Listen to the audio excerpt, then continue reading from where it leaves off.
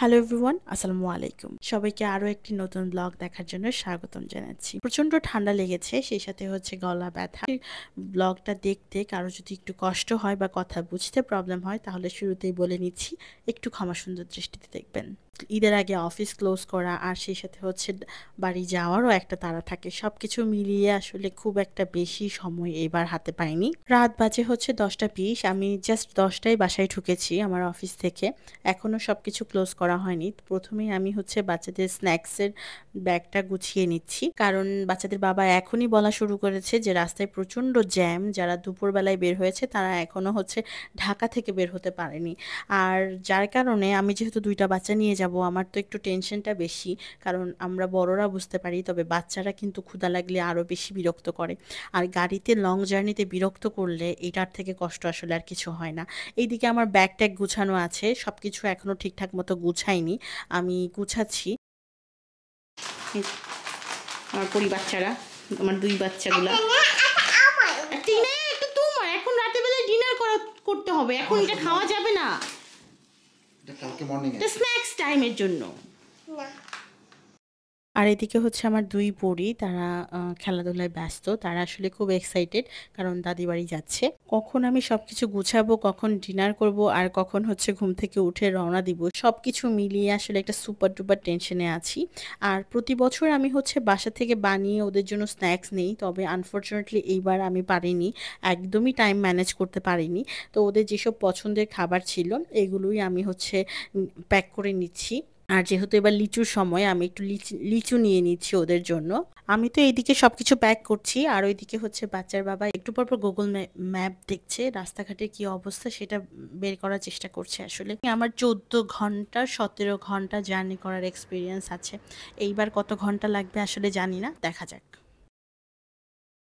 এখন হচ্ছে প্রায় 4টা বেজে যাচ্ছে। ইনায়াকে উঠিয়ে ঘুম পাড়িয়ে দিয়েছি, বাচ্চাদেরকে একটু কমফোর্টেবল জামাই পরিয়ে দিয়েছি। আর এদিকে আমরা ফজরের আজানের জন্য ওয়েট করছি, ফজরের নামাজটা পড়েই আমরা বের হব। এই যে আমরা বের হয়ে যাচ্ছি আল্লাহর নাম করে। এখন গাড়িতে থাকা প্রিপারেশন আছে। হুম 24 আওয়ার্স গাড়িতে থাকা। কিভাবে? চলো তুমিও বুঝতে পারবে। আশা করি আমাদের যাত্রাটা শুভ হবে। আর ইনায়া হচ্ছে অনেক এক্সাইটেড, সে মনে করছে তার মনে হয় 24 আওয়ার্স হচ্ছে গাড়িতে থাকা লাগবে।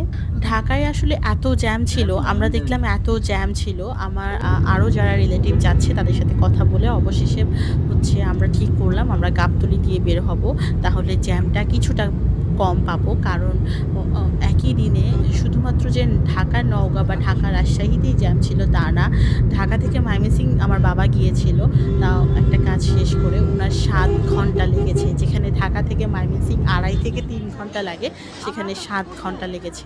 আসলে এই সময়টাতে না রাস্তায় প্রচুর ট্রাফিক থাকে। এই সময়টাতে সবাই যেহেতু বাড়ি ফিরে একই সাথে ফিরে, রাস্তার এই টাইমটাতে রাস্তায় আসলে প্রচুর ট্রাফিক থাকে। যাই হোক, আমরা আসলে প্রচণ্ড জ্যাম ট্যাম শেষ করে অবশেষে হচ্ছে সকালে নাস্তা করছি দুপুর 12টার সময়।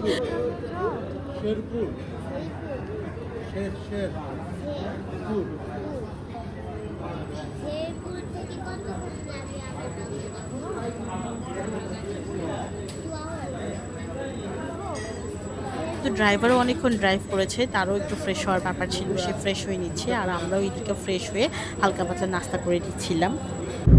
শারমিন, আমরা এখন কোথায় আছি?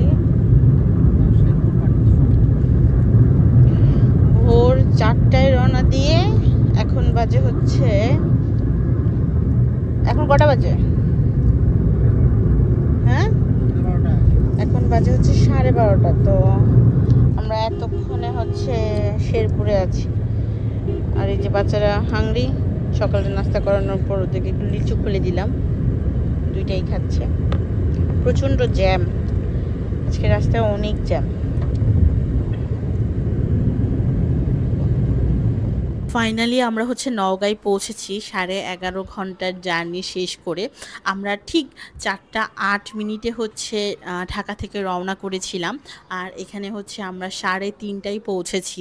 এই বছর আমার কাছে মনে হচ্ছে আলহামদুলিল্লাহ তাও একটু কমই লেগেছে, কারণ গত বছর আমরা 14 ঘন্টা জার্নি করেছিলাম। যাই হোক, বাচ্চাদেরকে ফ্রেশ করে দিয়েছে দাদি, আর এদিকে আমিও ফ্রেশ হয়ে নিব। এখন ফ্রেশ হয়ে নেওয়ার পর দুপুরের লাঞ্চ শেষ করে মার সাথে বসে গল্প করছিলাম। আর এদিকে আমার 2 মেয়ে, একজন হচ্ছে দাদার ফোন নিয়েছে, একজন হচ্ছে দাদির ফোন নিয়েছে। তারা স্ক্রিন টাইম করতে বসে গেছে। আর এইদিকে আমি মার সাথে বসে গল্প করছিলাম। আর সেই সাথে হচ্ছে একটু ছাদে গেলাম, যেহেতু বিকালই হয়ে গেছে, যদিও একদমই টায়ার্ড লাগছিল, কিছু করতে ইচ্ছে করছিল না। আবার কিন্তু এই টাইমটাতে যদি ঘুমিয়ে যেতাম তাহলে আবার রাতে ঘুম হবে না। তার জন্য ভাবলাম না, একদম ঠিক টাইমেই ঘুমাবো, একটু কষ্ট করে হলেও বসে থাকি। একটু ছাদে গিয়ে চারপাশটা দেখছিলাম, বাবা যে গাছগুলো লাগিয়েছে এগুলোর কি অবস্থা সেগুলো দেখছিলাম। আর প্রচণ্ড গরম, উত্তরবঙ্গের সাইডে যারা থাকেন তারা তো জানেনই প্রচণ্ড গরম। তবে এখানে সবসময় যারা থাকেন তাদের জন্য হয়তো একটু কম কষ্টকর, তবে আমরা যারা হঠাৎ হঠাৎ আসি তাদের জন্য আসলে এটা অনেক বেশি কষ্টকর। বিকেল দিকে ছাদে যাওয়ার পর দেখলাম বেশ সুন্দর বাতাস বইছে, আর ওয়েদারটাও একটু ঠান্ডা ঠান্ডা লাগছিল। এই ছিল আমার আজকের ব্লগ। আশা করি পরবর্তীতে আরও কিছু ব্লগ আপনারা নওগাঁয় দেখতে পাবেন। আজকের মতো তবে বিদায় নিচ্ছি। আল্লাহ হাফেজ।